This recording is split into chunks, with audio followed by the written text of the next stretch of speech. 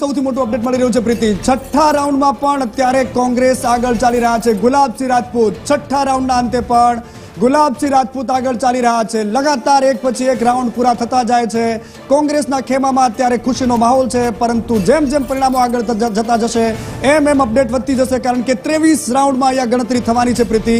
સૌથી મોટી વાત એ છે કે ગુલાબસિંહ રાજપૂત અહીંયા ભારી પડી રહ્યા છે સ્વરૂપજી પર, ભારતીય જનતા પાર્ટી અને માવજી પટેલ પર, કારણ કે માવજી પટેલે પણ અહીંયા ખૂબ જોર લગાવ્યું, ખૂબ પ્રચાર કર્યો, ખૂબ ભાષણો કર્યા અને ચર્ચામાં રહ્યા। આ બધાની વચ્ચે સમાજો, અહીંયા ચૌધરી સમાજ અને ઠાકોર સમાજના વોટ કઈ બાજુ ગયા છે એના પર નિર્ભર કરશે, પરંતુ અત્યારે એ બતાવે છે કે જેનો રાજનીતિક વારસો 20 વર્ષનો રહ્યો એ રાજનીતિક પરિવારમાંથી આવતા ગુલાબસિંહ રાજપૂત અત્યારે હવે આગળ ચાલી રહ્યા છે, જે બનાસકાંઠાની રાજનીતિ માટે ભારતીય જનતા પાર્ટીને એક મોટી લપડાક છે પ્રીતિ। અને જેમ જેમ રાઉન્ડ આગળ વધતા જઈ રહ્યા છે મનીષ, તેમ તેમ મતોની સંખ્યા પણ વધતી રહી છે। ગુલાબસિંહ રાજપૂત 6399 મતોથી આગળ, અને પ્રચારમાં કોઈ જ કચાશ ન ગેનીબેને રાખી ને ગુલાબસિંહ રાજપૂતે રાખી।